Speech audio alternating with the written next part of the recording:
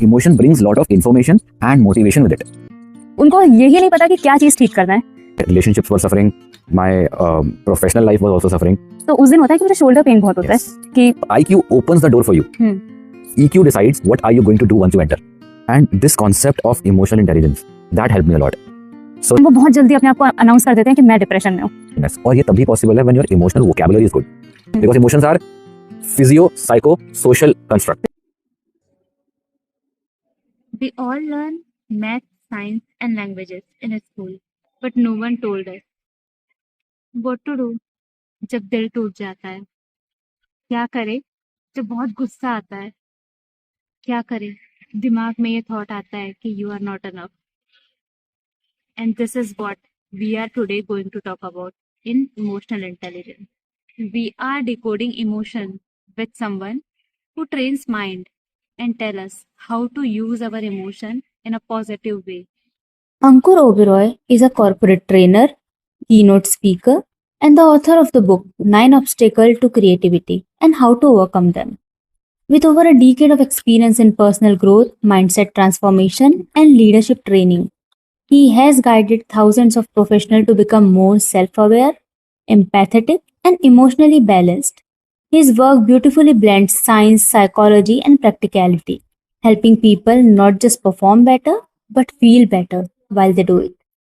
Welcome to Meverse, Ankur. It's a pleasure to have you here.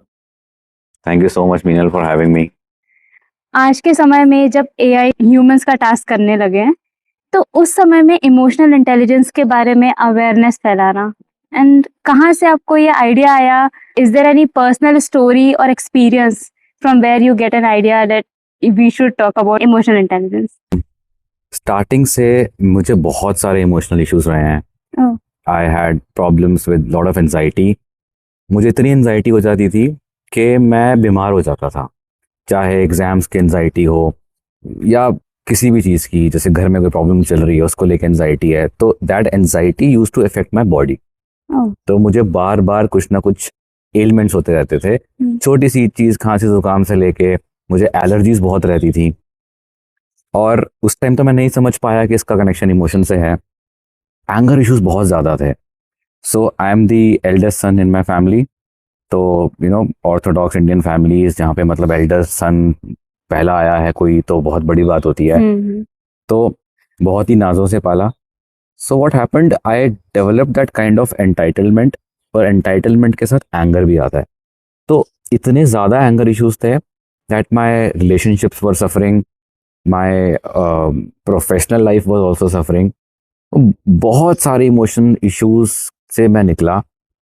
And this concept of emotional intelligence, that help me a lot. So that is why I'm so keen to, spread this awareness about emotional intelligence in this era of artificial intelligence. Okay, that's great. So is there any specific moment when you realized that it is the issue of emotional lackness? तो एक बारी बहुत ज़्यादा मेरे को किसी बात पे गुस्सा आ गया था और तोड़ फोड़ मचा दी पूरी. तो उस टाइम ना एक धक्का सा लगा कि I am not like that. वो होता है ना, आप जब एकदम क्रोध के वश में होते हो, you don't know what you are doing. That was my rock bottom कि यार अब तो कुछ करना पड़ेगा.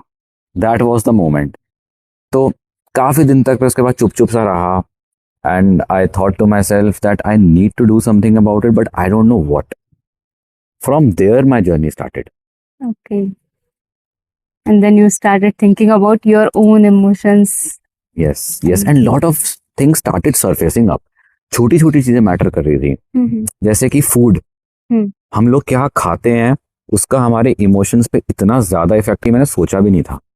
आई use to consume lot of sugar. मुझे मतलब चीनी का इतना शौक था कि 7th क्लास की बात है. ये इट मस्ट बी 1999. तो मेरे बर्थडे पे मेरी दादी ने मुझे 500 रुपए दिए कि अंकुर इससे ना कुछ सबके लिए कुछ खाने का ले आ. अच्छा. तो 500 रुपए 1999 में बहुत होते थे. इट मेंट कि उसमें समोसा, कचौड़ी, जलेबी, ढोकला सब आ जाएगा. ठीक है, और केक भी आ जाएगा. तो चलो उसके बाद सब पार्टी करेंगे. मैं 500 रुपए की मिठाई ले आया. अच्छा, ओनली मिठाई? ओनली मिठाई. ओके. और वो आधी शायद मैंने ही खाई होगी। हम्म, तो घर में सब हैरान, भाई क्या है ये, मतलब इतना मैं मीठा खाता था। तो हम लोग जब मीठा बहुत खाते हैं तो शुगर रश जब होता है, उसके बाद जो क्रैश होता है, that messes up with your emotions। जब आपको शुगर हाई होता है, you stay more anxious, right. और जब वो शुगर क्रैश होता है, यू फील मोर इरिटेटेड। मेरा एक बहुत अच्छा दोस्त है, उसका एक बेटा है, तो मुझसे मिला, कहता है यार मैं बहुत परेशान हूँ, मेरा बेटा स्कूल में बिल्कुल फोकस नहीं करता, बिल्कुल कॉन्सेंट्रेट नहीं करता, बहुत शैतानियाँ करता है, he is super mischievous, his teachers are always complaining, what should I do. And I just randomly asked him कि यार तुम लोग ब्रेकफास्ट में क्या देते हो उसको। And I got to know वो ब्रेकफास्ट में वो जो मीठे मीठे चौकोस नहीं होते हैं, राइट, हाँ हाँ। वो खूब सारे दूध में डाल के वो उसको कंज्यूम कर रहा है। और उसके बाद जो मीठे से भरे जो जूसेस हमारे आते हैं, pack juices, he was consuming that. तो I said do this experiment, उसको स्कूल भेजते हुए कुछ हाई प्रोटीन और हाई फैट चीज दो, कुछ भी शुगरी मत दो। He gave eggs and he called me after 5-6 days and he said Ankur इतना ज्यादा डिफरेंस है उसके बिहेवियर में, वी आर स्टन्ड कि ये कैसे आया। So food affects our mood, इतना इफेक्ट आता है। तो छोटी छोटी चीजों का इफेक्ट था कि हम क्या खा रहे हैं, हम किस तरह की मूवीज देख रहे हैं, हम किस तरह का कंटेंट कंज्यूम कर रहे हैं, हमारी दिनचर्या क्या है, हम किस समय सो रहे हैं, किस समय जाग रहे हैं, वो सब हमारे इमोशंस को कंट्रोल करता है। फॉर एग्जाम्पल, अगर आप बहुत लेट सो रहे हैं तो आपके इमोशंस मैसअप होंगे, क्योंकि आपकी सर्केडियन रिदम जो होती है, आप जिस तरह से सोते हैं, जब आपको नींद आती है, वो सारी मैसअप हो जाएगी। तो जो हमारी 10 बजे से 2 बजे के बीच की जो नींद होती है, ये सबसे पावरफुल नींद होती है, that's the most powerful sleep. In this time period most brain body repair happens. तो अगर आपका ब्रेन प्रॉपरली रेस्टेड नहीं है तो आप इरिटेटेड, फ्रस्ट्रेटेड, ये सब तो आप रहेंगे। तो ये छोटी छोटी चीजों का महत्व समझ में आया।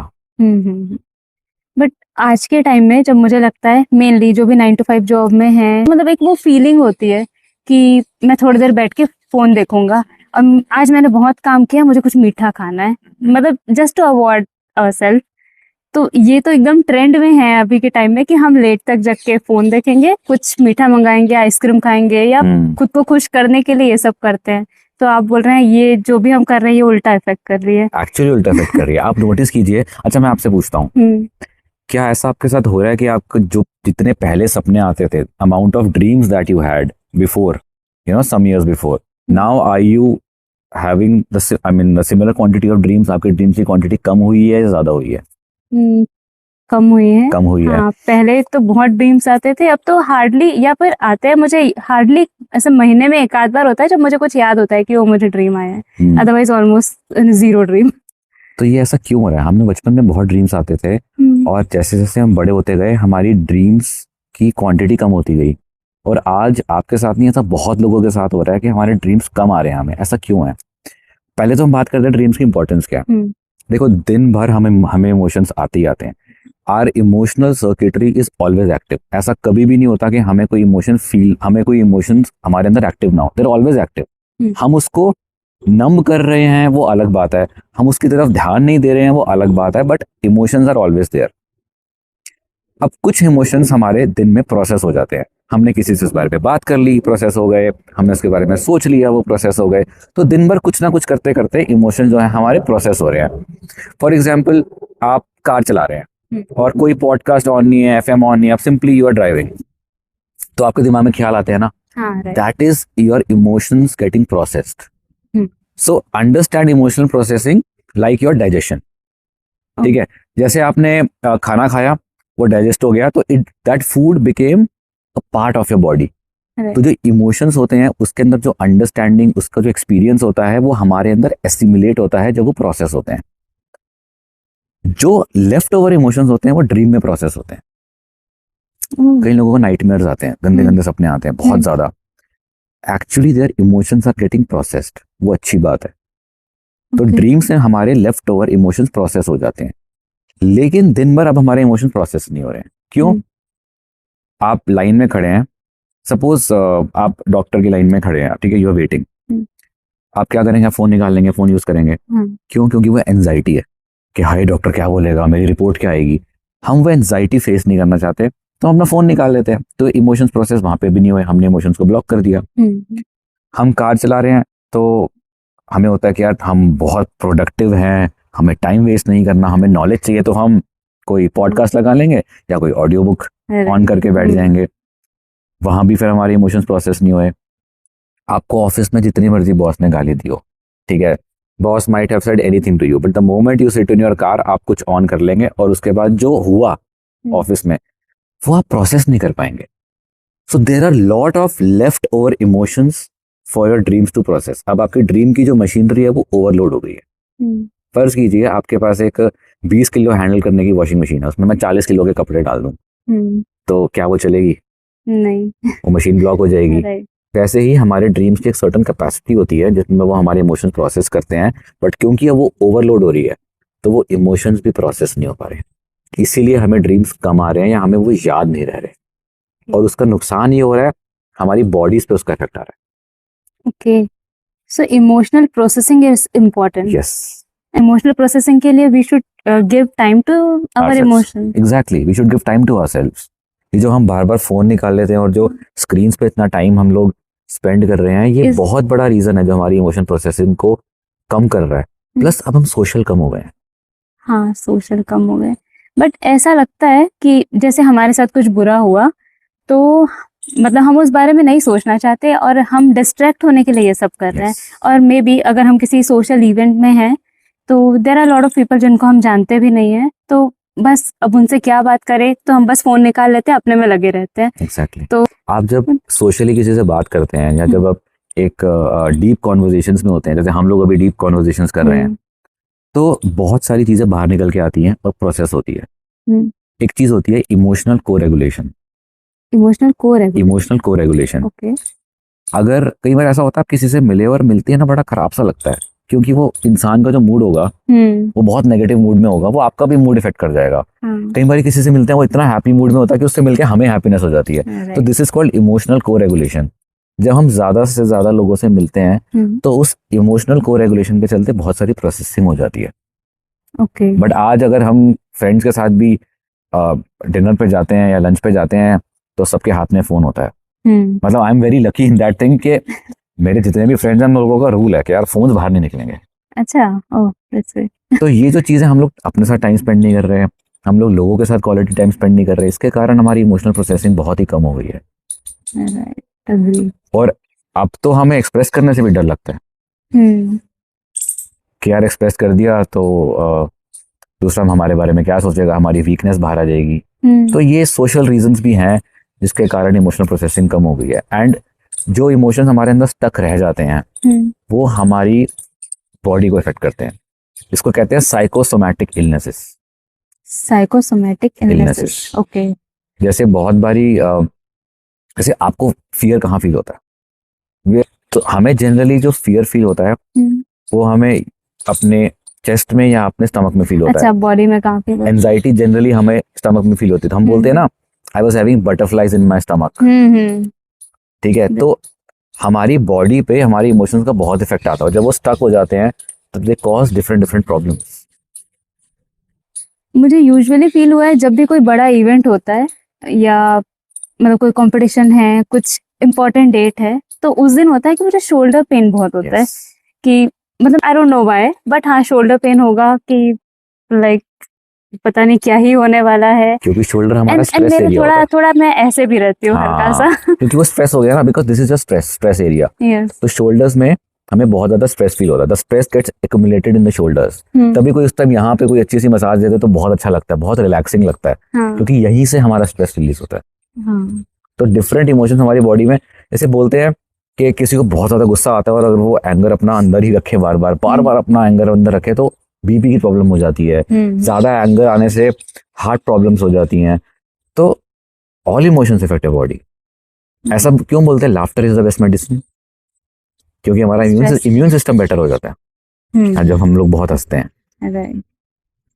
बट मतलब स्टार्टिंग से ही हमको सिखाया जाता है शायद हर बच्चे को कि कंट्रोल योर इमोशंस। मतलब ये हमारे सोसाइटी में ऐसा है, तो what is your opinion? It should be controlled? I don't think emotions can never be controlled, because emotions की नेचर होती है, दे हैपन वेरी फास्ट, हमें पता भी नहीं चलता, वो इतनी जल्दी होते हैं। हाँ, तो कंट्रोल तो हम उनको कर ही नहीं सकते, लेकिन हम उनको रेगुलेट कर सकते हैं। जैसे Okay. फैन का रेगुलेटर होता है ना, हमें जितनी ठंड लग रही है, हम जितनी गर्मी लग रही है, हम उसके हिसाब से एडजस्ट करते हैं। वैसे you can you know regulate your emotions, you can decrease the intensity, but you can control them. Secondly, emotions are so important, आप उसको कंट्रोल क्यों करना चाहते हैं? You need to get the information from the emotion. Emotion brings lot of information and motivation with it. Information, which kind of information? Suppose करो you enter a room और आपके सब फ्रेंड्स बैठे हैं वहाँ पे और वो सब हंस रहे हैं। जैसे ही आपने रूम में एंटर किया, सब चुप हो गए और एक जन ने आपको देखा और उसके बाद सारे के सारे कॉन्शियस से हो गए और कुछ बात करने लग गए। उसी टाइम आपको फील हो जाएगा कि कुछ है, समथिंग रॉन्ग। हाँ, कुछ मेरे बारे में जरूर उसके बात हो रही है। बाद जाके आपका जो प्री फ्रंटल कॉर्टेक्स है, जो थिंकिंग ब्रेन है, वो एक्टिवेट होगा and then you will think ये शायद मेरे बारे में बात कर रहे थे। But the first instinct is you will feel something is wrong, so your emotions give you information. हमें चोट लगती है तो हमें पेन होता है, that is our body giving us information that something wrong has happened. चोट लगी है, उस पर कुछ लगाना है, इन्फेक्शन ना हो जाए, कुछ भी हो, it is giving us information. तो उसी तरह जो भी हमें इमोशंस आते हैं वो एक हमें इन्फॉर्मेशन देते हैं कि इट मैटर्स टू यू। अगर आपको किसी से जेलसी हो रही है, इट्स एन इम्पॉर्टेंट इन्फॉर्मेशन कि वो जिस चीज से जेलसी हो रही है that matters to you.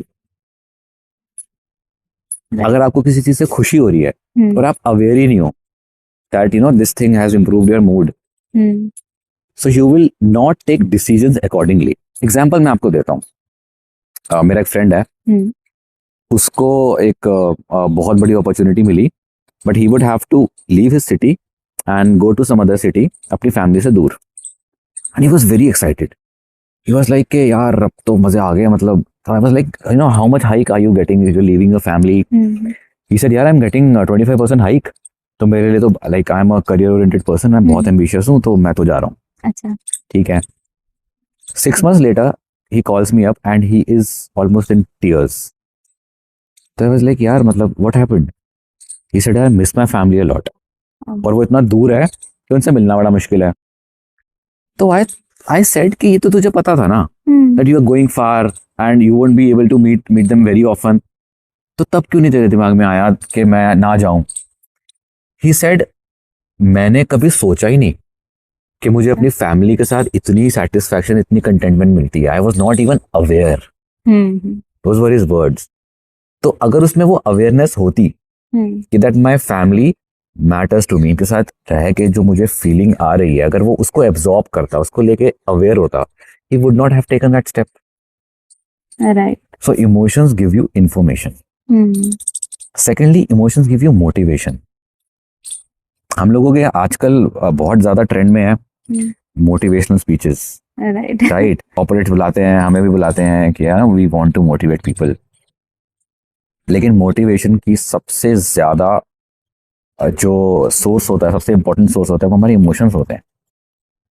But usually ऐसा प्रमोट किया गया है कि इमोशंस तो आपको वीक करते हैं, you should be more practical, logical, not, और मतलब उनको इतना बहुत अच्छा नहीं बोला जाता जो बहुत ज्यादा इमोशनल होते हैं या वीक मानते हैं कि if you are very emotional तो आप वीक है, and if you are more logical उनको अच्छा बोलते हैं।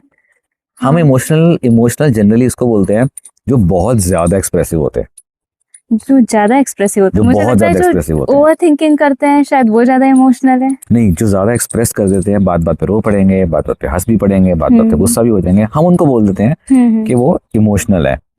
उनकी वल्नरेबिलिटी सामने दिख जाती है। But emotional intelligence and being emotional are two very different things.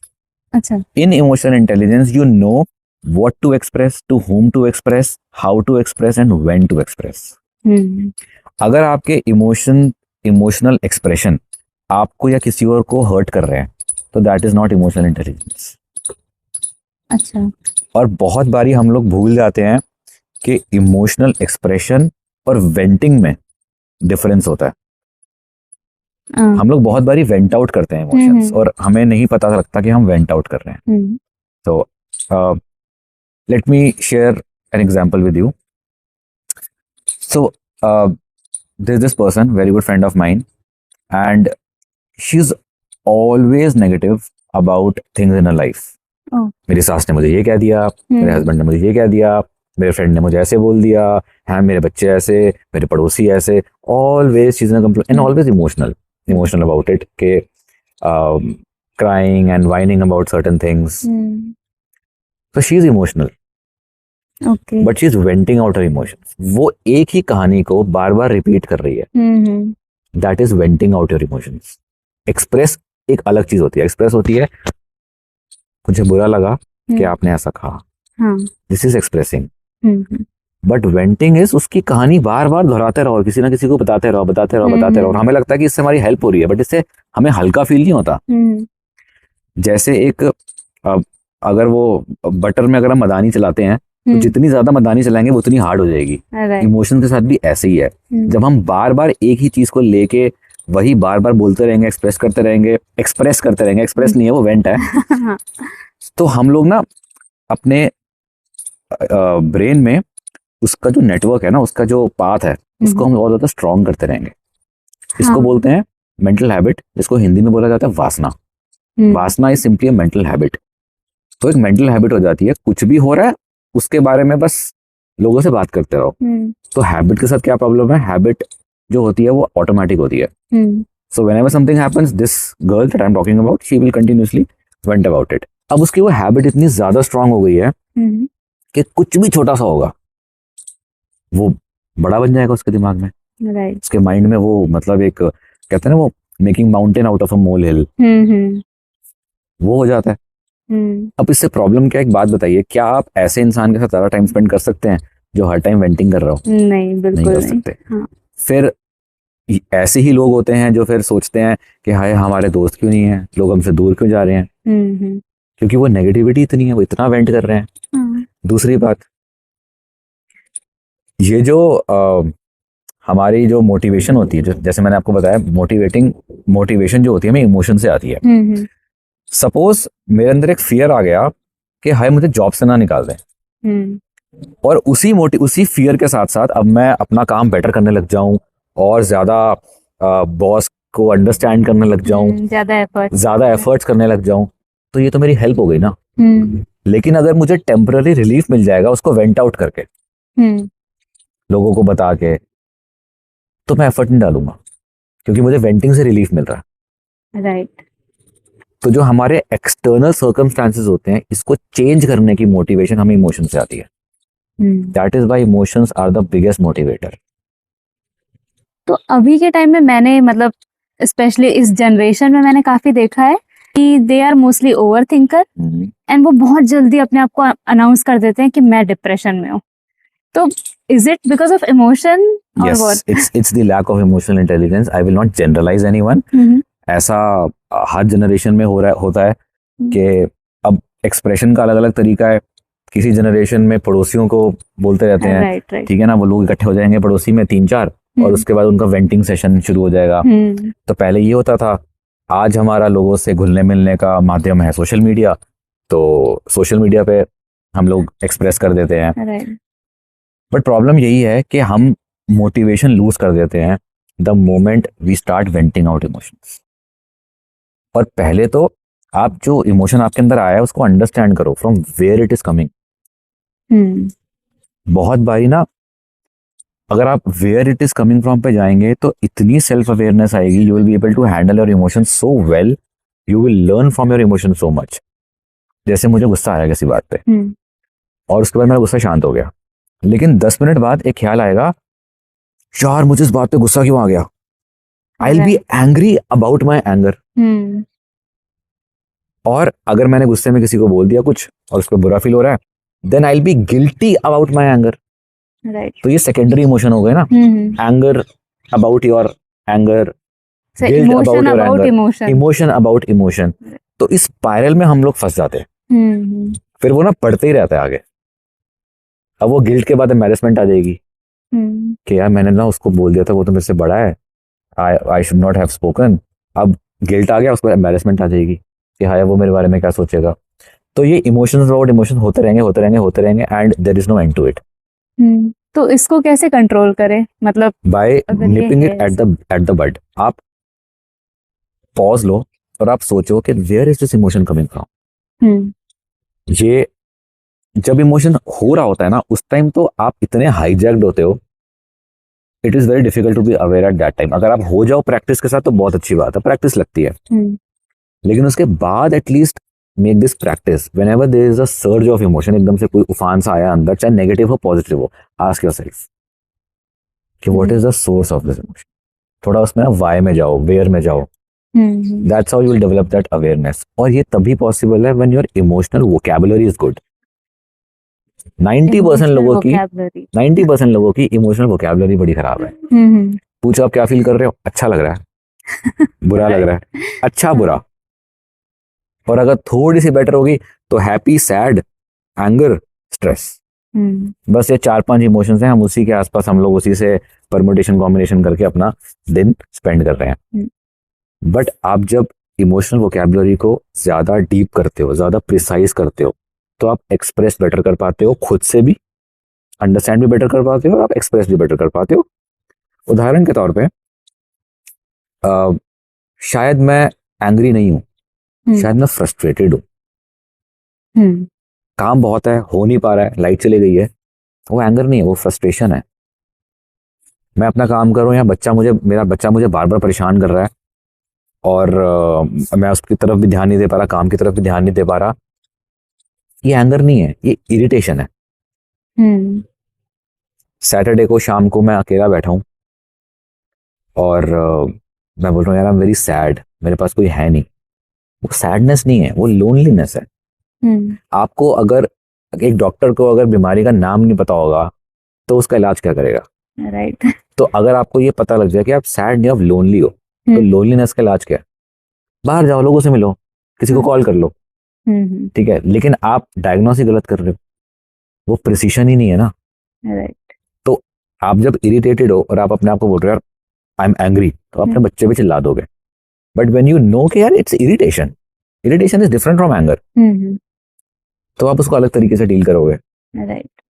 So when we know the exact name of our emotion, आप अपने व्यूअर्स के लिए एक फीलिंग्स व्हील, एक लिंक होता है, आप वो डाल सकते हो जिसमें they can look at the different names of different kind of emotions, तो उससे उनकी वोकैबुलरी बिल्ड हो सकती है। Feeling wheels. Okay. I even recommend कि आप अपने फोन में रिमाइंडर्स लगा लीजिए, ओके, कुछ भी टाइम इंटरवल्स पे, और रिमाइंडर कुछ नहीं है, reminder is just how am I feeling. अच्छा, तो वो रिमाइंडर बजा and you just ask yourself at this moment what am I feeling. अगर आप नहीं समझ पा रहे क्या what are you feeling, go to the feelings wheel okay, and just point out कि हाँ यार व्हाट आई एम फीलिंग। कुछ दिनों में आपको वो रिमाइंडर की जरूरत नहीं पड़ेगी, आपको फीलिंग्स व्हील की जरूरत नहीं पड़ेगी। You will B so accustomed to it. Okay, You will be conscious about it. You will be आपको प्रैक्टिस इतनी अच्छी हो जाएगी ना। Right right. ये तो काफी अच्छा है, क्योंकि मुझे भी ये 2-4 वर्ड्स ही हमेशा सुनने मिलते हैं जब भी मैं किसी से पूछती हूँ how are you feeling. And अभी आप जो पूरा डिस्क्राइब किए, मुझे आपने वो सीरीज देखी है पंचायत? हाँ, पंचायत हाँ, देखिए। तो उसमें एक दादी थी जो बोल रही थी कि पता नहीं बस मन खराब लग रहा है, Yes. है ना? तो ये वही बात है। एंड यूजुअली मतलब ऐसे बहुत मेरे भी कुछ फ्रेंड्स हैं जिनको मैंने बोलते सुना है कि पता नहीं बस मन अच्छा नहीं लग रहा है, कुछ करने का मन नहीं हो रहा है, समझ नहीं आ रहा है कहाँ से स्टार्ट करें। मतलब उनको यही नहीं पता कि क्या चीज ठीक करना है। And it is maybe because of lack of emotional vocabulary. Yes, it's a major reason. Emotional intelligence का एक बहुत इंपॉर्टेंट पिलर होता है सेल्फ अवेयरनेस। जो हम बात कर रहे हैं ना, ये सेल्फ अवेयरनेस के अंदर आता है। अच्छा, अगर आप खुद को लेकर सेल्फ अवेयर, अगर आप खुद को लेकर अवेयर नहीं हो, there is no self awareness, तो आप अपने आप को अंडरस्टैंड नहीं कर पाएंगे। अगर आप खुद को अंडरस्टैंड नहीं कर पाएंगे, आप दूसरों को अंडरस्टैंड नहीं कर पाएंगे। राइट। दूसरों को अंडरस्टैंड नहीं कर पाएंगे तो रिलेशनशिप सफर होंगे। And IQ can solve problems, but EQ, that is emotional quotient, can solve people. And very late I have realized that 90% problems are people problems. Agree. So IQ solves your problems, EQ solves your people, but 90% problems are people problems. तो 90% problems आपके EQ से ही solve हो जाती हैं, आपकी emotional questions की help से ही solve हो जाती हैं। तभी आजकल ऑर्गेनाइजेशंस में IQ की जगह EQ की बहुत इंपॉर्टेंस हो गई है। अच्छा। दे से IQ opens the door for you. EQ decides what are you going to do once you enter. Okay. तो IQ हो सकता है आपको एक पर्टिकुलर हाइट पे ले जाए, लेकिन आप उस हाइट पे सस्टेन कर पाएंगे या नहीं कर पाएंगे, उससे ऊपर जाएंगे या नहीं जाएंगे, वो आपका इमोशनल इंटेलिजेंस डिसाइड करती है। दैट इज वाई आज की डेट में बहुत ज्यादा ऑर्गेनाइजेशन इस पे फोकस कर रही हैं on emotional intelligence. But as you are talking about organizations, तो मेनली हम देखें कॉर्पोरेट्स में हमें काफ़ी ही अपने फ्रस्ट्रेशन को, एंगर को कंट्रोल करना पड़ता है। तो वो तो फिर हम इमोशन को कंट्रोल कर रहे हैं, सप्रेस कर रहे हैं, तो वहाँ पे कैसे हैंडल करें, मतलब कॉर्पोरेट्स में इमोशंस तो को? यही तो हमें रेगुलेट करना सीखना है। When you take a pause, आपको किसी चीज पे फ्रस्ट्रेशन हुई, you take a pause, 2 minute में दुनिया नहीं हिल जाएगी। You take a pause Right. and then you ask, where is this frustration coming from? And instead of, just venting out or bursting out about it, if you go deep within and think about it, where it is coming from, and where in the body am I feeling this? क्या जो अभी हुआ ये उसकी frustration है, या शायद जो सुबह मेरे हस्बैंड से लड़ाई हुई थी ये उसकी फ्रस्ट्रेशन है? You'll think about it, and that with that awareness, regulation comes. अब बहुत सारी regulation techniques होती हैं. There is breathing technique, there is something called, ये तो हमें पता है, हमें मतलब योगा प्राणायाम में सबको अब तो बहुत नॉलेज हो गई है लोगों को कि breathing, if you slow down your breathing, it calms you down. Knowledge हो गई है, बट प्रैक्टिस करना थोड़ा टफ हो जा रहा है अभी भी। कि जैसे सपोज मुझे किसी ने कुछ कह दिया, तो उस समय मैं रिएक्ट करूंगी तुरंत, मुझे नहीं याद आता कि पहले मैं थोड़ा काम डाउन हो जाऊं, मैं ब्रीथ करूं, फिर मैं सोचूं एंड बोलूं। तो वो मतलब मैं वो रिएक्शन का टाइम कैसे मैं कंट्रोल करूं कि मैं बहुत बुरा रिएक्शन ना दूं। हमने पहले बात करी थी, इमोशन बहुत फास्ट होते हैं, राइट। तो जब इमोशंस ऐसे जो अनप्लेजेंट इमोशंस होते हैं, जब when they are happening in the real time, it's pointless to control it. तो कंट्रोल तो हम पहले कर ही नहीं सकते हैं। It is even pointless to even think about controlling them. आपको अपनी तैयारी पहले से करनी है। अच्छा। जब इमोशन निकल गया उसके बाद आप सोचते हैं, that makes you more self aware, that makes you prepare for next time that happens. और उससे पहले से आप कैसे प्रिपेयर करते हो? By having healthy food, by exercising. आप एक्सरसाइज करते हो, आपका मूड बेटर रहता है। हाँ। ठीक है। जैसे मैंने आपको बताया, इमोशंस हमारी बॉडी में भी एग्जिस्ट करते हैं, because emotions are physio psycho social constructs. Physio हमारी बॉडी, साइको हमारा माइंड, एंड सोशल हमारी सोसाइटी, क्योंकि हमारी सोसाइटी भी डिफाइन करती है कि कौन से इमोशन सही है, कौन से गलत है, कौन से कैसे एक्सप्रेस करने हैं, कौन से कहाँ एक्सप्रेस करने हैं, सोसाइटी भी डिफाइन करती है। तो जब हम बोलते हैं फिजियो, तो हमारी बॉडी से रिलेटेड है। सो सर्टन योग आसन्स वो हमारे वही इमोशंस को रिलीज करने में हेल्प करते हैं। अच्छा, आप एग्जांपल दे सकते हैं? अब आसन्स की तो मुझे नॉलेज नहीं है, बट मैं ये फील करता हूँ that when I do stretching exercises यहाँ की, तो मुझे बहुत ज्यादा डिस्ट्रेस्ड फील होता है, क्योंकि यहाँ से स्ट्रेस रिलीज होता है। राइट। तो ऐसी जब मैं when I am doing exercises on the floor, I feel secured. Okay, so grounding करने से तो ये अब you do whatever exercise you like, आपको वो आपके इमोशंस में वो हेल्प ही करेगी। Right. In fact exercise and good food will take you 50% there.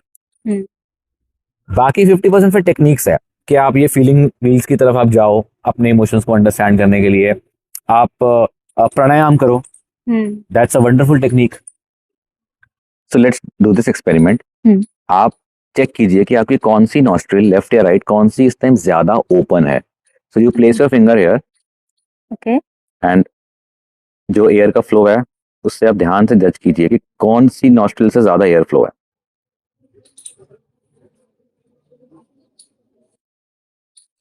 Right feel हो रहा है मुझे। राइट ज्यादा ओपन है। हाँ। तो जो हमारी राइट नॉस्ट्रिल होती है वो हमारी पिंगला नाड़ी से एसोसिएट होती है। अगर आपकी राइट नॉस्ट्रिल ज्यादा ओपन है, and if you are a right handed person, yes, I am right handed, that means right now you are feeling more focused, more driven, slightly you're feeling slightly warmer और ज़्यादा motivated feel कर रहे हो आप कि हाँ कुछ करना है, ज़्यादा फोकस है अभी आपके अंदर। इनफैक्ट आप अगर आपकी लेफ्ट नॉस्ट्रिल ज़्यादा ओपन होती, दैट वुड मीन कि यू आर फीलिंग कामर, मोर रिलैक्स्ड। समटाइम्स अगर आपकी लेफ्ट नॉस्ट्रिल बहुत ज़्यादा ओपन है, राइट बिल्कुल ब्लॉक्ड है, दैट मेक्स यू लेथार्जिक। पर अगर आपकी राइट नॉस्ट्रिल बहुत ज़्यादा ओपन है, left is blocked, that makes you more aggressive. तो जो हमारी पिंगला नाड़ी होती है एंड जो राइट नॉस्ट्रिल होती है, it is associated with solar current. और जो हमारी लेफ्ट नॉस्ट्रिल होती है, इसको हम ईदा नाड़ी बोलते हैं, that is associated with lunar current. तो अगर हम इन दोनों को बैलेंस कर लें, अच्छा, तो जो हमारा एग्रेशन है वो कम हो जाएगा और जो लेथार्जीनेस है वो एक्टिविटी में कन्वर्ट हो जाएगी। And how do we do that? We do नाड़ी शोधन। योगा में एक अनुलोम विलोम, हाँ अनुलोम विलोम भी कहते हैं उसको। तो सिंपली आप विष्णु मुद्रा बना के आप ऑल्टरनेट नॉस्ट्रल ब्रीदिंग बोलते हैं इसको, ऑल्टरनेट नॉस्ट्रल ब्रीदिंग कीजिए and in 5 minutes you will feel a change in your mood. ज्यादा आप अगर बहुत ज्यादा काम और अच्छा ज्यादा कामनेस से ना हम में डिप्रेशन भी आता है, इट मेक्स अस लेथार्जिक। तो अगर आप ज्यादा डिप्रेस, ज्यादा सैड फील कर रहे हैं, फीलिंग वेरी नेगेटिव फ्यूचर को लेके भी, यू विल नोटिस कि लेफ्ट नॉस्ट्रिल से ज्यादा एयर आ रही है। एंड नाड़ी शोधन करके 5-10 मिनट्स में you feel that shift in the mood. और अगर बहुत ज्यादा आपको एग्रेसिव लग रहा है, जैसे अगर हमारी राइट नॉस्ट्रिल बहुत ज्यादा ओपन रहेगी, अगर सोलर करंट बहुत ज्यादा रहेगा, will feel not only aggressive, will do things, will do more of things that are impulsive. हम ज्यादा इम्पल्सिव हो जाएंगे, तो वो सब बैलेंस कर देता है। अच्छा, this is a wonderful pranayama that you can do even in your office. मतलब कोई माइंड नहीं करेगा अगर कोई 5 मिनट अगर नाड़ी शोधन कर ले तो this you can do any time of the day. 5-10 minute is ideal. और अगर आप मॉर्निंग में करते हैं या नाइट में करते हैं, so you can go up to half an hour also. That helps you a lot. तो हम सबको पता है हमें क्या करना है, हमें पता है कि हमें एक्सरसाइज करनी है, हमारे इमोशंस इंप्रूव होते हैं उससे। हमें पता है हमें अच्छा खाना खाना है, क्योंकि जैसा खाओगे अन्न वैसा होगा मन। हमें पता है प्राणायाम करना है, हमें पता है कि हमें फोन्स कम यूज करने हैं, ये सब हमें पता है, लेकिन हम कर नहीं रहे। नहीं, बट इन सब चीजों को इमोशनल चीज से जोड़ के हम पहली बार इस बारे में शायद बात कर रहे हैं, क्योंकि मेनली अगर हम एक्सरसाइज की बात करते हैं तो हम बस फिजिकल अपीयरेंस अच्छा हो इसलिए करते हैं। एंड अबाउट मेडिटेशन हमको बस ऐसा लगता है कि ठीक है, मतलब मन अच्छा लगेगा, शांत लगेगा, हाँ स्पिरिचुअल थिंग। तो but it is more important to control your emotion और बैलेंस योर इमोशन। तो ब्रीथिंग एक्सरसाइज के थ्रू हम ये कंट्रोल कर सकते हैं। When I started doing exercise, तो मेरा भी यही कॉन्सेप्ट होता था कि it is good for physical health. Physique बनानी है तो ये इसके लिए मैं कर रहा हूँ। अब जो फिजिक बनती है वो बहुत साल की मेहनत के बाद बनती है, ठीक है, लेकिन 2 हफ्ता गए कुछ रिजल्ट नहीं आया तो क्या होगा? Will get demotivated. और ज्यादातर लोगों के साथ यही होता है कि वो 1 महीना गए, उसके बाद एक डिमोटिवेशन से आ जाते हैं क्योंकि कुछ चेंज नहीं दिख रहा होता। Unless there is a change, वो डोपामिन हिट नहीं होता ना, तो वो we lose the motivation. What if we start associating exercise not with our physical health but with our mental health, with our emotional health? You will go regularly, आप regular exercise करेंगे। मुझे तो अब इतना ज्यादा डिफरेंस फील होता है emotions को लेके और एक्सरसाइज को लेके, मतलब दोनों का कनेक्शन इतना स्ट्रांग फील होता है कि मैंने अपने ऑफिस के अंदर डिप बार्स रख ली हैं। अच्छा। So sometimes I would just crank 25-30 pushups, okay, and you know I am just, उसके बाद एकदम से you feel that energy, you feel that you know motivation, that solar current that I was talking about, वो आपको एकदम से feel होता है। अच्छा, क्योंकि अब समझ में आ गया है कि एक्सरसाइज का कनेक्शन फिजिकल से तो है ही है, लेकिन इमोशन से ज्यादा है। एंड इफ इमोशनल अच्छा है तब आप फिजिकल की तरफ कंसिस्टेंट हो पाएंगे। एग्जैक्टली। ओके, बट बहुत से मेरे दोस्त हैं एंड और भी लोगों को मैंने सुना है जो पहले बहुत एक्टिव थे, क्रिएटिव थे, बहुत कुछ करना चाहते थे लाइफ में, but may be because of job और वो डेली की सेम रूटीन के कारण अब वो बोलते हैं कि यार अब वो स्पार्क नहीं है। मतलब मन है कि मैं ये करूँ वो करूँ, बिजनेस स्टार्ट करना है, कुछ नया करना चाहते हैं, अपनी हॉबीज पे वो काम करना चाहते हैं, but I don't know for what. But उनको वो उनका बड़ा ही वो है कि यार स्पार्क खत्म हो गया है हमारे अंदर, अब वो मन नहीं करता करने का। इनफैक्ट अगर ऐसा वो फील कर रहे हैं तो उनको पक्का कुछ ना कुछ क्रिएटिव एंडेवर्स करने चाहिए, अच्छा। बिकॉज हमने अभी इससे पहले एक्सप्रेशन की बात करी थी कि हमें कैसे हम हेल्दी वे से एक्सप्रेस कर सकते हैं कि हमारे एक्सप्रेशन किसी और को हर्ट ना करें या हमें हर्ट ना करें। Creativity is a wonderful medium for expression. Okay. बहुत लोग कविताओं में अपने आप को एक्सप्रेस करते हैं, बहुत बारी हम लोग पेंटिंग्स में एक्सप्रेस करते हैं। आजकल स्टैंड अप कॉमेडी का बहुत कल्चर है, हाँ। तो स्टैंड अप कॉमेडियंस, बहुत सारे ऐसे स्टैंड अप कॉमेडियंस हैं जो पॉलिटिकल कमेंट्री करते हैं, ठीक है ना, वो सटायर और व्यंग के थ्रू हाँ। वो जो हमारी पॉलिटिकल जो भी चल रहा है उसके ऊपर कमेंट्री करते हैं। It's a healthy thing, it's a good way of expressing for the society. ये एक कलेक्टिव कॉन्शियस जो हमारी है, हम जो एक जो कलेक्टिव हमारी सोसाइटी जो है वो इस कॉमेडी के थ्रू अपने आप को एक्सप्रेस करती है। अगर ये एक्सप्रेशन नहीं होगा ना तो शायद विद्रोह हो जाए। कई बारी हम अपनी प्रॉब्लम्स पे जोक बना के उसको छोटा कर देते हैं। हाँ, राइट। तो वो भी तो एक इमोशनल एक्सप्रेशन ही हुआ। तो जो क्रिएटिव आर्ट्स जो हैं they are a wonderful medium for creative expression. और मैंने एक बुक ऑथर करी थी, 9 obstacles to creativity and how to overcome them. तो उसके अंदर ये एक बहुत बड़ा इंपॉर्टेंट फैक्टर था कि अगर आप अपने इमोशंस को हेल्दी वे से एक्सप्रेस करना चाहते हैं, डू समथिंग क्रिएटिव। मतलब विच काइंड ऑफ क्रिएटिविटी, जैसे Anything. आपने पर्सनली कुछ एक्सपीरियंस किया है कि इस ऐसा आपको कुछ अलग फील हो रहा था, फिर देन आपने कुछ क्रिएटिव किया एंड देन अच्छा लगा? मुझे याद आया, मैं जब 13-14 ईयर्स का था तो मैं बहुत ना गाने बनाता था।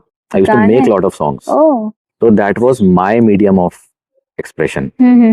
अगर मुझे कोई बुली कर रहा है तो because I used to fall ill very very soon, मतलब बहुत फ्रीक्वेंटली मैं I used to fall ill, my physical health was not very strong, तो I used to get bullied a lot in school.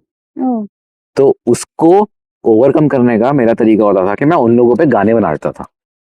अच्छा, जो बुली कर रहे हैं उन पे जो बुली करता था उन पे मैं गाने बना देता था, and making fun of them. अच्छा। उसके बाद वो और पीटते थे मुझे, बट एक सेटिस्फैक्शन मिलती थी, वो एक्सप्रेस हो गया मेरा। वो एंगर मेरा कॉमेडी में कन्वर्ट होके निकल जाता था। तो आप लिरिसिस्ट भी हैं मतलब? नहीं, वो मेरे स्कूल में कंप्लेंट हो गई थी, तो फिर मैंने बंद कर दिया। तो अब आप लिखते हैं या? आई राइट ऑन लिंक्डइन। ओके। मुझे पोस्ट लिखने का बहुत शौक है। जैसे मैंने बताया, I am specially talking about song नहीं, बिल्कुल भी नहीं। कोई बात नहीं, पर मुझे लगता है आप फिर से ट्राई करिए, may be now in this age you will write better. I definitely think about it.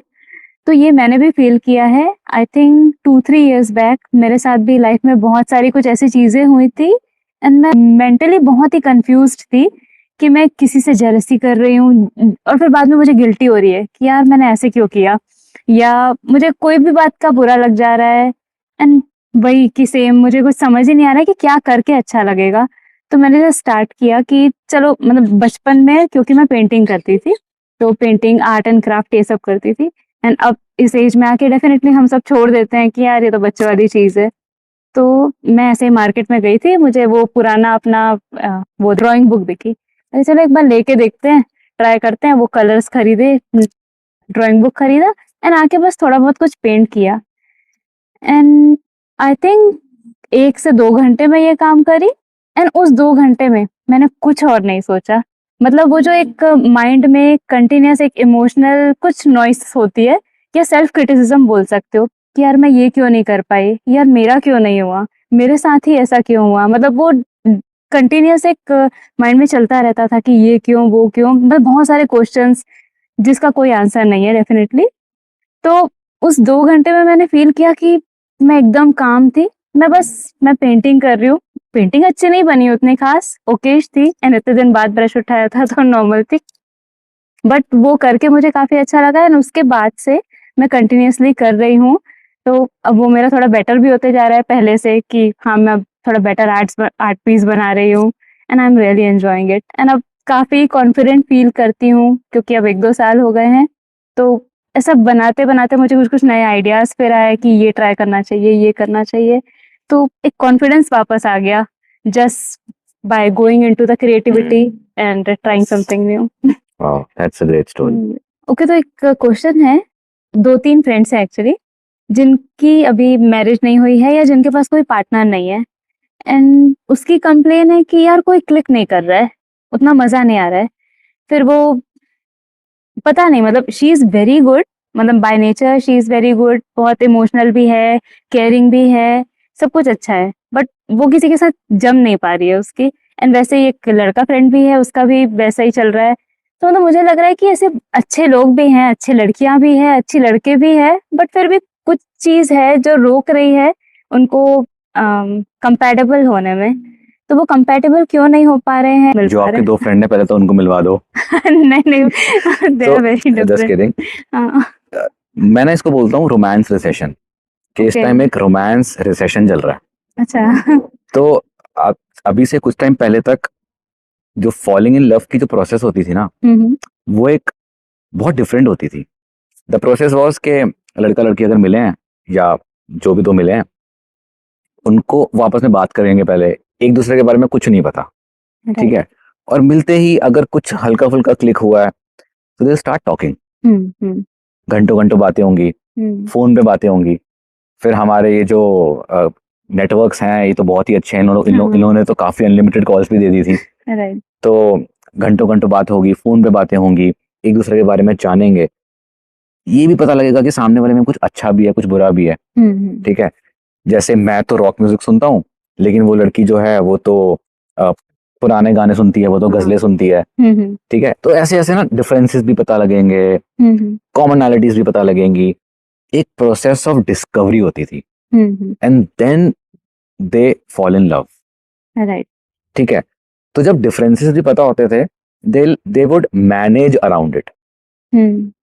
तो मेरी जिनसे शादी हुई वो गजलें सुनती थी, और मैं या तो पंजाबी या मैं वो पिंक फ्लॉयड, मेटालिका जो रॉक आर्टिस्ट है, मैं वो सुनता था। अगर मैं उनसे टिंडर पे मिला होता या मैंने इंस्टाग्राम में प्रोफाइल देखा होता और मुझे पता लगता कि यार वो तो गजलें सुनती है, तो मैं जाके उन्हें हाई ना बोलता, मैं बात ही नहीं करता कि यार मेरे लिए म्यूजिक बहुत इंपॉर्टेंट है, like music is very important for me, and if someone's music taste is not matching with me, तो मेरे लिए वो तो बहुत बड़ा टर्न ऑफ है। But our process of falling in love was not like that. Later on बातें करते करते आई फाउंड आउट कि हाँ उनको तो गजलें पसंद है। लेकिन अभी ऐसा नहीं हो रहा ना, अभी there is no process of discovery, क्योंकि वो तो डिस्कवरी की प्रोसेस होती है, उसमें they actually fall in love. अभी डिस्कवरी नहीं हो रही है, even before meeting up they know almost everything about each other, right. ठीक है। इनको ये वाला गाना पसंद है, इनको ये वाली मूवीज पसंद है, और she is a mountain person, he is a beach person, they know almost everything about each other. So meeting someone with an expectation is the opposite of falling in love, because falling in love happens very unexpectedly. ठीक है, you getting to know this person and suddenly you realize, oh, you like that person. लेकिन अभी क्या हो रहा है, अभी ना इंसान एक ब्रोशर बन गया है, ठीक है। हम चीजें देखते हैं, अच्छा अरे यार इसको तो माउंटेन पसंद है, मुझे तो माउंटेन नहीं पसंद, cross. You never know, you might have clicked with that person and you would have started liking mountains or she would have started liking beaches, you don't know. Right. But अभी सब कुछ पता है कि हाँ इसको चाइनीज पसंद है, इसको मुगलई पसंद है, इसको ये पसंद है, वो पसंद है, हमें सब कुछ पता है ऑलरेडी, मतलब ज्यादातर चीजें पता है, लाइकिंग्स डिसलाइकिंग्स पता है। So there is no discovery, we meet with an expectation, और अगर वो सारी चीजें मैच हो रही हैं, हम जिनसे मिलने जाते हैं, तो हमारी एक्सपेक्टेशन बहुत हाई होती है कि हाँ यार मिलेंगे, कुछ घंटियां बजेंगी, बैकग्राउंड में वायलिन बजेगा, बट ऐसा होता नहीं है। सो दैट इज वाई ये जो क्लिकिंग आपने वर्ड बोला, that they are not clicking, that is why they are not clicking, क्योंकि वो डिस्कवरी नहीं हो रही है। और जब वही नहीं होगा तो फिर इमोशनल अंडरस्टैंडिंग कहाँ से होगी? जब चीजें इतनी सुपरफिशियल लेवल पे रहेंगी तो इमोशंस तो डीप है ना, राइट। वहां तक तो बात ही नहीं पहुंचती। हाँ, मतलब ज्यादा इंफॉर्मेशन मिल जा रही है, इंफॉर्मेशन ओवरलोड। हाँ, और तो अंकुर, आपने स्टार्टिंग में बताया about self awareness which is one of the pillar of emotional intelligence, so what are the other pillars? So under emotional intelligence there are 4 pillars. One is self awareness, second is self regulation, कि जो आप feel कर रहे हो उसको regulate कैसे करना है। एंड देन कम्स एम्पथी, कि जो दूसरे फील कर रहे हैं आप वो अंडरस्टैंड कर पा रहे हो कि नहीं कर पा रहे हो। And fourth is relationships. So these are the 4 pillars of emotional intelligence. Last में रिलेशनशिप पिलर्स को स्ट्रॉन्ग बनाने के लिए कुछ टिप्स दे सकते हैं? So there are a lot of things that we can do about relationships. लेकिन 3 मेजर जो आजकल बहुत ज्यादा मुझे कॉमनली दिखते हैं, तो मैं वो 3 बताता हूँ। First is choose your battles. हम लोगों के साथ इतनी बेकार की आर्गुमेंट करते हैं। Not all battles are meant to be won. ठीक है, कभी कभी ना दूसरों को जो वो कह रहे हैं उसको काटने के बजाय, उस पर आर्ग्यू करने के बजाय, लेट देम बी। अगर आप ग्रुप में बैठे हो, ठीक है, and there this one person, वो हर बार ये हर किसी की बात काटता है, फैक्ट चेक करने बैठ जाता है, बार बार कर रहा है। आपने कोई नाम मिसप्रोनाउंस कर दिया तो तुरंत आपको पोक कर देगा कि नहीं, this is the wrong pronunciation, this is the grammatical error. आपको बार बार काट रहा है आपकी बात को, और बेकार की बहस हो रही है जिसका कोई सर पैर नहीं है, जिससे कोई फर्क नहीं पड़ता। क्या फर्क पड़ता है कि दुनिया का सबसे अच्छा फूड कौन सा है? ठीक है, क्या फर्क पड़ता है कि फलान पॉलिटिकल पार्टी को क्या करना चाहिए? आपके कहने से वो करने वाली तो है नहीं। तो ये जो बेकार के आर्गुमेंट्स होते हैं, इससे रिलेशनशिप्स बहुत सफर होते हैं। आई वुड से बी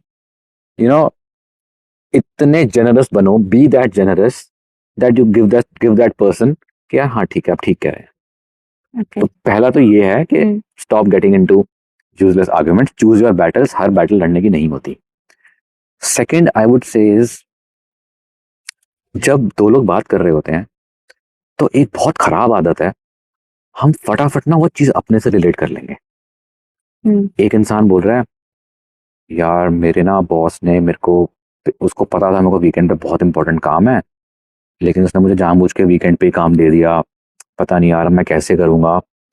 वो अपने इमोशंस डिस्क्राइब कर रहा है कि वो फ्रस्ट्रेट हो रहा है, वो हेल्पलेस फील कर रहा है।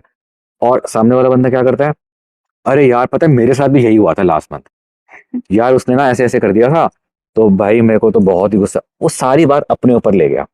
हमें लगता है कि ये हम करके ना रिलेटेबल हो रहे हैं। बहुत लोग यही सोच के करते हैं कि नहीं यार, इससे ना मैं रिलेटेबल हो रहा हूँ कि यार तू अकेला नहीं है, हम सबको भी प्रॉब्लम्स है। बट ऐसा नहीं होता। वो अपनी प्रॉब्लम डिस्कस कर रहा है। Let the spotlight be onto that person. आप स्पॉटलाइट अपने ऊपर मत लेके आओ। अब उसकी बात पूरी होने के बाद, उसका पूरा एक्सप्रेस होने के बाद, उसकी फ्रस्ट्रेशन निकलने के बाद, जो भी एक्सप्रेस कर पा रहा है उसके बाद आप अपनी बात रखो कि यार नहीं ये मेरे साथ भी होता है या मेरे साथ भी हुआ था। तब आप रिलेटेबल लगते हो। अदरवाइज आप रिलेटेबल नहीं लगते हो, आप नार्सिसिस्ट लगते हो कि दुनिया मेरे आसपास रिवॉल्व कर रही है। तो दूसरी तो ये चीज है कि आप हर चीज अपने ऊपर लानी बंद करो। तीसरी चीज ये है, बेकार के एडवाइस देना बंद करो। तब मैं किसी पार्टी में पहुंचा हूं और अंकल जी कहते हैं कि बेटा लेट हो गया काफी। वो वहां जाम था। अरे तो वहां से थोड़ी आना था, वहां से आना था। अरे अब तो आ गया ना। पर मैं तो गूगल मैप्स फॉलो कर रहा था। अरे नहीं नहीं नहीं नहीं, गूगल मैप्स तो बेकार होते हैं। नहीं नहीं नहीं, तू ना वहां से आया कर, ठीक है, बोला रास्ता मत पकड़ा कर। अच्छा चल कुछ खा। नहीं नहीं, मेरे को ना पेट थोड़ा आजकल अपसेट सा चल रहा है, मैं कुछ खा नहीं रहा। पेट अपसेट है? अच्छा सुन, तू ना क्या कर, उसमें लहसुन में अदरक में ये डाल के वो डाल के उसको पानी बना के उसको सुबह सुबह पी। अरे भाई मैंने आपसे एडवाइस ली। तो हम ना एडवाइस की जो पोटली होती है ना वो लेके घूम रहे होते हैं, और जो मिल जाए उस पर हम डाल देते हैं। किसी को अच्छा नहीं लगता है बेकार के advice. No one follows it. You are not helping anyone. When someone asks, और if you have a very good rapport with that person, आप उस टाइम एडवाइस देते हो, दूसरे ने मांगा आप तब एडवाइस देते हो, that makes sense. That means you are genuinely helping that person. Otherwise when you give advice बिना मांगे, unsolicited advice, that means you are just proving your ego. You are just fanning your ego. कि हम जब किसी को advice देते हैं ना, या किसी को डराते हैं कि ऐसे मत किया कर, ठीक है, अरे तू जिम जाता है, अरे ज्यादा जिम नहीं जाते। जब हम किसी को ऐसी एडवाइस देते हैं या उसको डराते हैं ना, we feel above that person. उस मोमेंट के लिए ना हम उस बंदे से ऊपर हो जाते हैं, और ये आपकी ईगो मसाज होती है और कुछ नहीं होता। Stop doing that and instantly you will feel कि यार कॉन्वर्जेशंस बेटर हो रही हैं, रिलेशनशिप्स बेटर हो रहे हैं। और शायद अगर आपकी रेपुटेशन अच्छी हो तो सामने वाला इंसान आपसे खुद एडवाइस मांग लेगा, राइट। तब आपका एडवाइस में भी दम होगा। तो ये 3 चीजें आई थिंक। नहीं, बट काफी रिलेटेबल आपने एग्जांपल दिया, एंड ऐसा शायद हम सब फेस करते हैं या शायद खुद भी करते हैं ऐसा, and I will also try to improve myself क्योंकि कुछ चीजें तो शायद मैं That's भी wonderful. करती होंगी। सभी करते हैं। हाँ, thank you Ankur for making us realise that emotional intelligence is not just about controlling it, it is more about listening to them. Yes. So thank you so much for all the information you have given about emotional intelligence. Now एक common question है जो मैं अपने podcast में सभी से पूछती हूँ, which is what is your dream and how are you nurturing it today? My dream is to be a medium to help maximum people know about emotional intelligence and improve their emotional intelligence. I can just be a medium. Everyone has to help themselves. ठीक है? So that's my dream, and I'm nurturing it by giving trainings in different organizations on emotional intelligence. You can follow me on LinkedIn. तो मैं अपने LinkedIn page पे emotional intelligence के ऊपर बहुत सारी चीज़ें लिखता हूँ, बहुत सारे पोस्ट डालता हूँ, and I have a WhatsApp channel too. तो मेरा व्हाट्सएप चैनल भी आप फॉलो कर सकते हैं, उसके अंदर भी I put lot of posts on this thing. So yeah, training and sharing post, this is the best I can do right now. उसके अलावा एक और चीज़ है, I don't know how it will matter in the long run. बहुत सारे लोग सोचते हैं leaving a better world for their child. I believe in leaving a better child for this world. So I'm doing my best to raise an emotionally intelligent kid. So that's about really it. Something new and everyone should adopt this कि अगर आप एक इंसान को अच्छा बनाओगे तो वो इस जहां को अच्छा बना ही देगा। I hope so. Yeah, it's very nice thought. तो जैसे कि मैंने आपको अपनी पर्सनल स्टोरी शेयर की कि मैं अपना स्ट्रेस रिलीव करने के लिए आर्ट एंड क्राफ्ट करती हूँ, तो मैंने एक आर्ट पीस बनाया है आपके लिए। Oh, thank you so much. yes. Thank you. It's beautiful. Thank you. Thank you so much Ankur for joining in our podcast. Pleasure is mine. बहुत बहुत मजा आया आपसे बात करके, बहुत सारे नए थिंकिंग पता चली, मतलब अबाउट सम टॉपिक्स जिसके बारे में मैंने कभी सोचा भी नहीं था, and now I have a different perspective for the many things like stress, relationship and many other things. So thank you so much for sharing this. Thank you for inviting me.